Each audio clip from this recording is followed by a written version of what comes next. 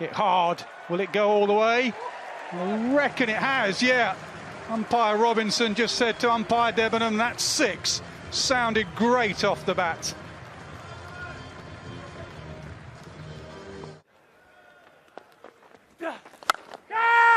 Towards that short boundary and over it.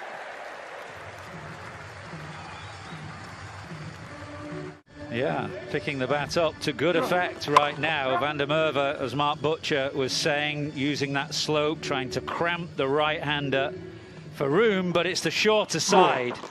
And Leaning is just giving himself enough room there.